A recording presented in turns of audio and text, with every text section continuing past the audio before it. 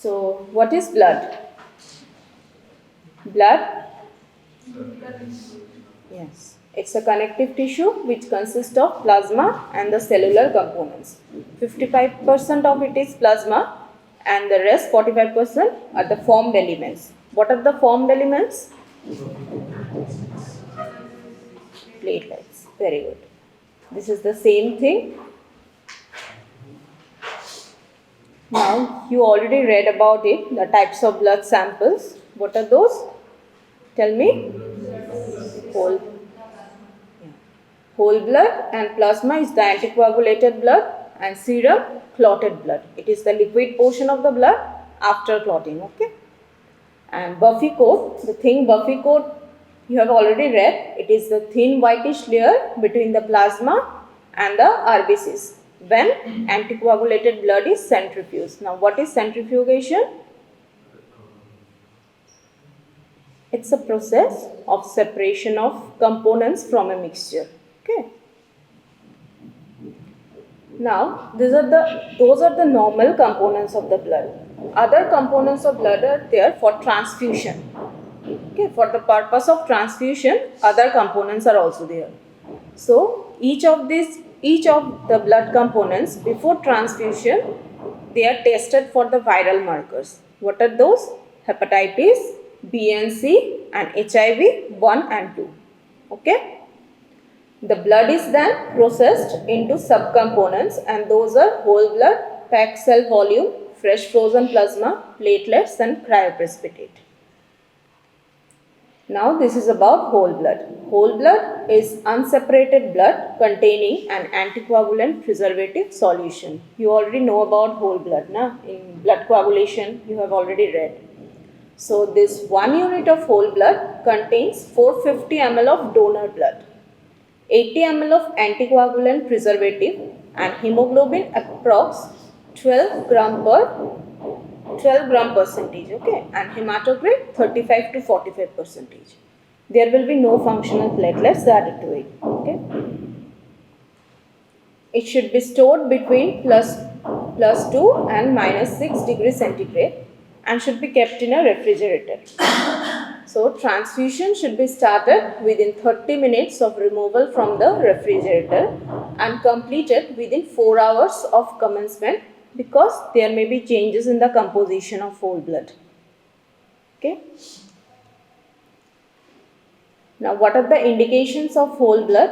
Why we transfuse this whole blood? What is the purpose? When there is hemorrhage, excessive blood loss, massive blood loss. Then patients who continue to bleed after receiving 4 units of PRBCs, that is packed red blood cells. Exchange transfusion in cases like severe anemia at birth, severe hyperbilirubinemia. Then comes massive transfusion, and in surgeries like cardiac surgeries, in cardiovascular bypass surgeries, whole blood is needed.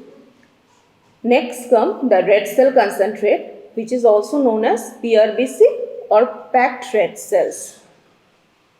Platelets and plasma are removed from it, and 1 unit of the packed red cell contains 330 ml of blood. Hematocrit value is 65 to 75 percentage. The shelf life is 35 days and it should be stored at temperature between 2 to 4 degrees Celsius. And it is stored in a solution known as saline adenine glucose mannitol to increase the shelf life. Okay, right? Saline adenine glucose mannitol. Now, 1 unit of PRBC raises the hematocrit value by 2 to 3% after transfusion. Done?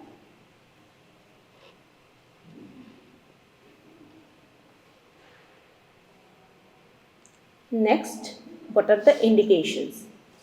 Indications are mainly chronic anemia without hemorrhage, if there are some underlying causes. Okay. Then sickle cell anemia, thalassemia. Now, can anyone tell me what is thalassemia?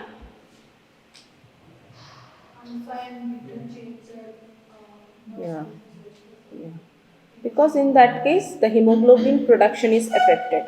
Okay, the RBCs become weak and there is breakdown of RBC. Okay. Then comes cardiac failure in acute blood loss and in perioperative anemia. Next is fresh frozen plasma. Plasma is the liquid component of blood, you all know. Now, fresh frozen plasma is rich in coagulation factors. It expands the blood volume and provides clotting factor. It is separated from whole blood and it is stored in between -40 to -50 degrees centigrade and it has a shelf life of 2 years. There is no RBC present in it and 1 unit of fresh frozen plasma increase the level of clotting factor by 2 to 3%. Okay. Now, it is the first line therapy in treatment of coagulopathy hemorrhage. That means bleeding due to if there is some bleeding disorder, then it is used. Okay. So, what are the indications? Single clotting factor deficiency. In emergency treatment of warfarin overdosage and vitamin K deficiency. Treatment of thrombotic thrombocytopenic purpurea. You know what it is?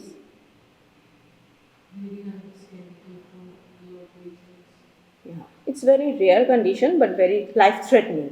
Okay, it's very dreadful. There is in this case there is also formation of small thrombi. Okay. Now, treatment of disseminated intravascular coagulation, you already know about it, and in liver diseases. Okay. Next comes the platelets. Platelets are also known as what? Thrombocytes. These are tiny structures which are necessary in blood clotting process. It replaces platelets in patients with bleeding disorder and in patients with platelet deficiencies. Now, 1 unit of platelet, if we transfuse to a patient, it increases the platelet count about 5,000 platelet per microliter. Okay.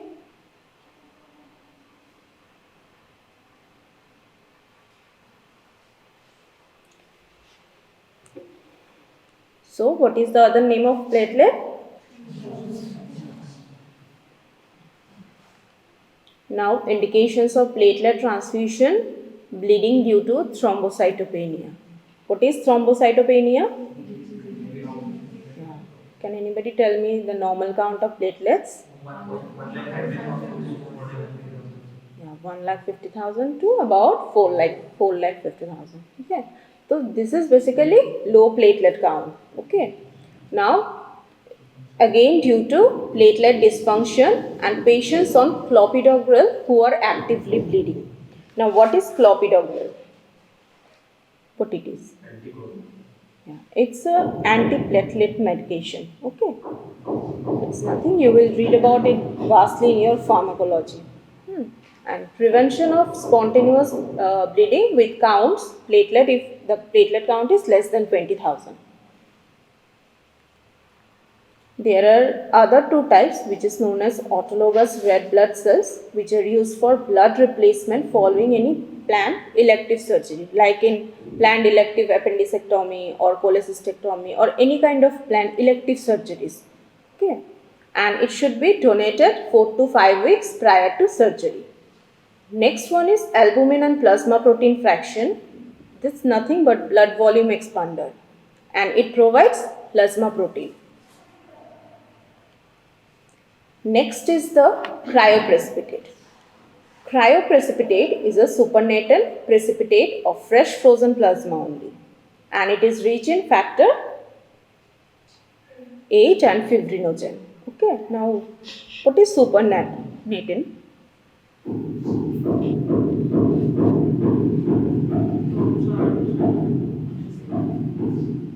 Like you have seen any mixture settling down, then there is production or formation of a clear fluid. That clear fluid is the supernat. Okay. So 1 unit of cryoprecipitate contains 15 to 20 ml of blood. It is stored at -30 degrees Celsius with a 2-year shelf life and it must be infused within 6 to 8 hours. Okay. What are the indications for cryoprecipitate? indications are hemophilia, hyperfibrinogenemia. Now what is hemophilia?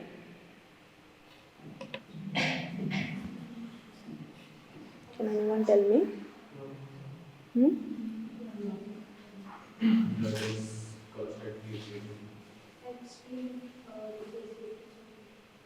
It's a bleeding disorder only, but what happens? It occurs due to deficiency of clotting factor 8 and 9. Okay. Next come hyperfibrinogenemia, von Willebrand disease. Again, it's a bleeding disorder which is caused due to deficiency of von Willebrand factor. Okay.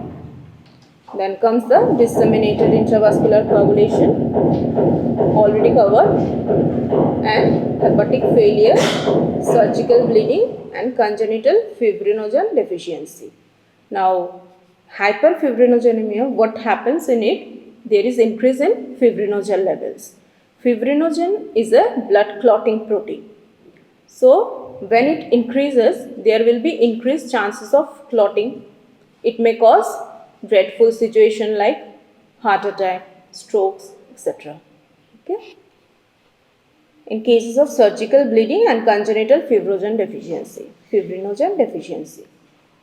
Now, this is the adverse effects of blood transfusion. There are two types of adverse effect. No need to go into depth of it. Just remember the names. So, one is acute, one is delayed. Acute is which occurs within 24 hours of transfusion, and delayed which occurs days to weeks after transfusion. So, first of all, acute. The acute one is again classified or divided into two. One is immune mediated and there is non-immune mediated. Now, the immune mediated reactions are acute hemolytic. You can click the pictures also. The table is important, but just know the name. Immune mediated are acute hemolytic transfusion reaction, which is due to antigen antibody reaction. Then comes allergic transfusion reaction. Then comes transfusion related acute lung injury. Then febrile non-hemolytic transfusion reaction. Okay. And non-immune mediated are bacterial transfusion transmitted infection. This one is important. TACO. This TRALI and TACO are important ones. Transfusion associated circulatory overload is TACO, and hypotensive transfusion reaction. Okay, this comes under non-immune mediated acute adverse reaction of blood transfusion. Next is the delayed one. Delayed is again divided into immune mediated and non-immune mediated. So first, immune mediated reactions are delayed hemolytic transfusion reactions, post-transfusion purpurea, transfusion associated graft versus host disease, and there is non-immune mediated are transfusion hemosiderosis and some kinds of viral infections. Okay, click the pictures. Already done. Okay, no need to go depth of every topic here. Just know the names. Just have a little bit idea. That's all.